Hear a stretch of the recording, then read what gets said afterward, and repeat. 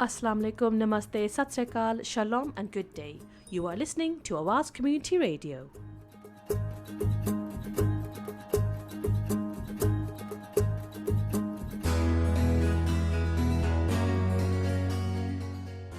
And today in the studio we'll be talking about the very serious subject of domestic abuse. Now, if you'd like to get in touch with us, you can give us a call on 0161 839 9817. You can log on to our website www.awazcommunityradio.com. You can drop us an email, awazcommunityradio@gmail.com. We're on Facebook, just type in Awaz Community Radio, or tweet us, Awaz Radio 122.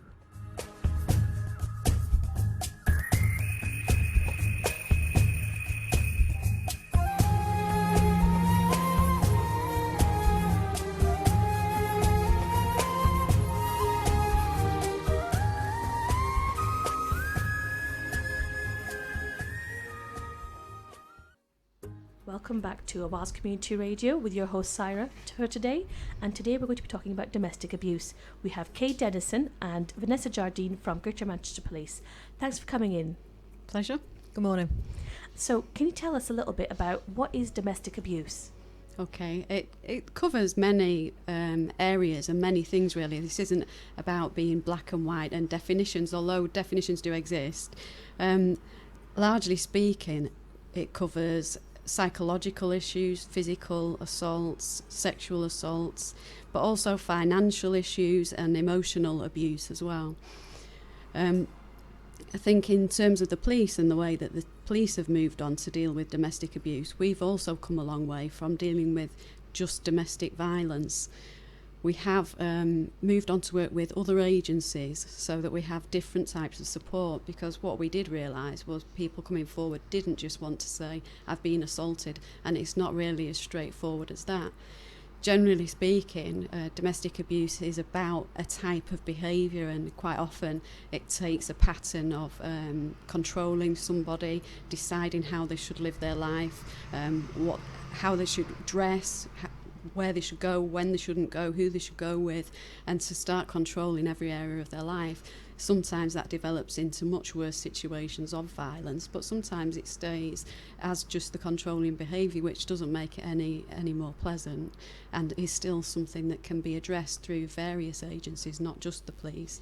But sometimes that kind of behaviour has other support agencies that we can get assistance from, which will help resolve those situations.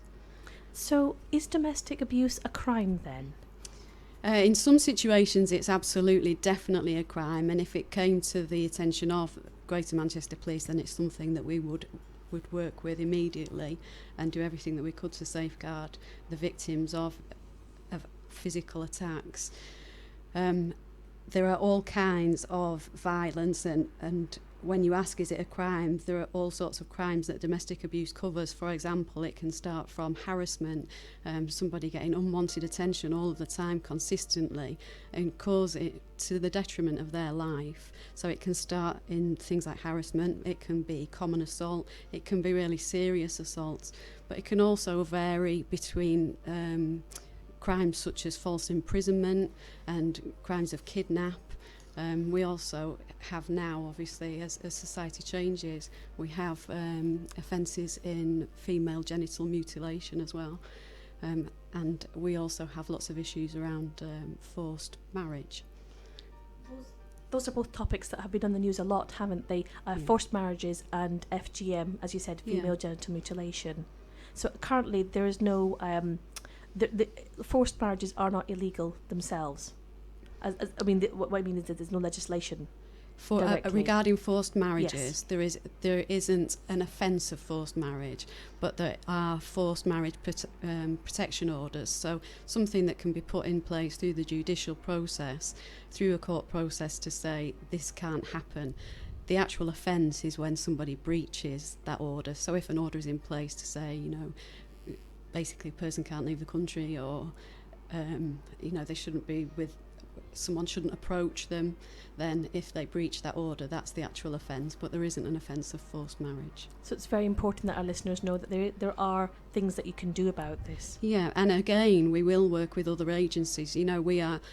There are other specialists out there who probably know more than us, and what we don't want to do is deal with absolutely everything as a crime, because sometimes that's not what people are looking for. And we do appreciate as an organisation how difficult it is for somebody to come forward to actually make a complaint, and yet lives can be really unpleasant and really unhappy. We are not the only solution, and there are other people out there who can help. I know if you go onto the Greater Manchester Police website, there are other domestic abuse organisations available that can provide that support.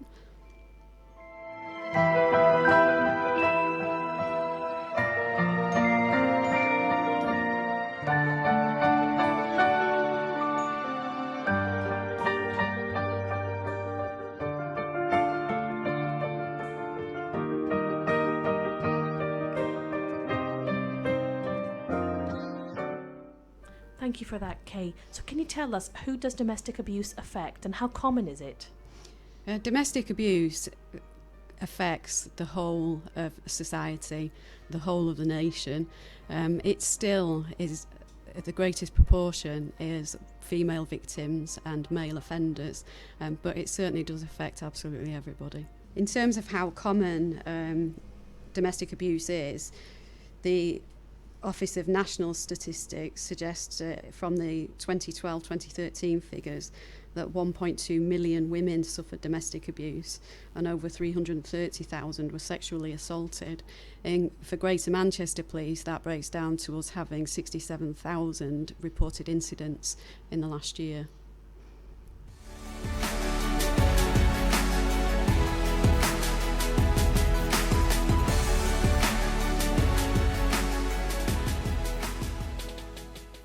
So what can the police do about domestic abuse, Kay? Okay. Sometimes what we have to be aware of and what we have to be led by is what the person reporting wants. Like I've said previously, this isn't just about criminal behaviour now and dealing with something criminally. And society has changed, as has legislation around domestic abuse, to try and make it not so black and white. It is a really grey area. If a victim does come forward to us and they do want to proceed criminally, for example, if there has been an assault, then we would take that report from them. If they didn't want to come to us directly, they could come through any other party as well. For example, if they were happy with a social worker or someone in a housing agency, they can make reports through other agencies and that can come to us as well. So we will be acutely aware of how we dealt with that victim, in terms of it's not easy for everyone to walk into a police station or to have the police turn up at their door. If there are other ways around that and that's what the victim wants, then that's what we will do. We will respond to the needs of the victim to get that report from them, make sure they know what support they've got, make it clear what the process is in terms of going through the judicial process, so that they're aware of what they will have to do if they decide to go down that route. If they don't decide to go down that route, they can still come to the police and we can find them other areas of support. In terms of other just literally support agencies for domestic violence, if they just want to speak to somebody, because it may be a decision that they don't come to immediately, it may be that they get help and they get support and then they're able to come back to us and carry on with a prosecution for a criminal offence. Legislatively, there have been some changes for the police in that we now have domestic violence prevention orders and domestic violence prevention notices, which has been really helpful for us, because the prevention notice is a police-led notice which will be issued by the police for a period of 48 hours. And what that can do is sometimes remove an offender or the problem from a household. That then has to go to a magistrate's court, and what will happen then, hopefully, and what should happen, is there's a period of 4 weeks where that person can be prevented from going to the home, and it allows the victim to have a bit of thinking space, again get the support of other agencies, and then again, make decisions about their life and how they want to go forward. In those periods where they have got that time, it may be that they're able to look at different housing, social services support, and even look at economic circumstances, their financial circumstances, and if they're able to build a life alone. But it does just give a period of grace of time when they're able to think about their situation. We will, in all cases, look at the safeguarding of the victim. Even again, we would look to support agencies, but even simple things. I mean, if it was a really serious, if the violence had been extreme or someone felt really very much in fear, we can do simple things like alarms and home link alarms so that the police are able to be contacted. There is quite a bit we can do, and there is, just the straightforward prosecution of offences. But like I say, we do appreciate how difficult it is for people to come forward.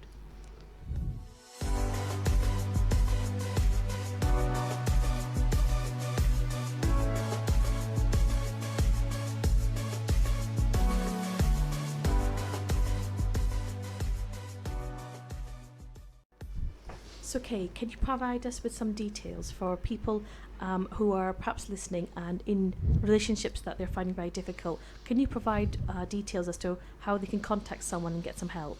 Okay, I think in some instances it may be easy for people to look at the internet first and look at sites such as Women's Aid or also End the Fear campaign, which gives quite a bit of information in domestic abuse and likely procedures and support that can be found. So if people feel really nervous, then at least they can have a look at that and get some facts and figures from there and help them make a decision. In terms of actually coming to the police, if there is an emergency, what we would always say is to ring 999. If people feel that it's not an emergency, then the number that they should call is 101. As I've said to you already, you can report through a third party, through any third party, and what we will always make sure of is that whoever's making a complaint is able to do so in their own language. So even if you think initially it will be really hard because my English is poor, we can get interpreter services, and so that shouldn't ever stand in the way of somebody making a report. We will always do that.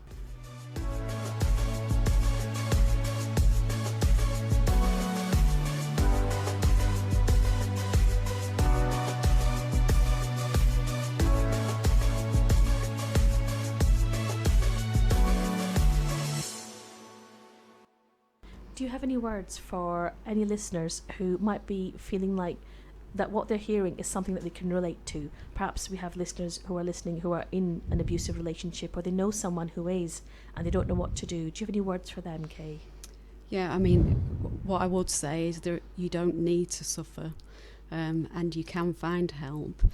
We do appreciate that it's really, really difficult, and even if you make the decision to come forward, or you're unsure about going ahead with a prosecution or any of the other ways of progressing your situation, it doesn't have to be done there and then. It doesn't have to be done instantly. So you can make a call, you can contact the police, you can contact any of those agencies. Just make an initial call to get some help, and we can go from there. It doesn't have to be all at once. We can take our time, progress it until maybe some people find the strength to get out of a relationship or to make that prosecution. But please do start with a call to someone, because there is help out there. Thank you so much to Kay and Vanessa for coming in and talking about this really important topic with us today about domestic abuse. Thank you, Kay, and thank you, Vanessa. Thank you. You've been listening to Awaz Community Radio. You can get in touch with us if you want to find out more information about what we've discussed today. Our website is www.awazcommunityradio.com. You can give us a call on 839 9817. We're on Facebook and Twitter. All you've got to do is type in Awaz Community Radio. For tweeting, just type in Awaz Radio 122. Or you can email us, awazcommunityradio@gmail.com. Your host for today has been Saira. Thank you for listening.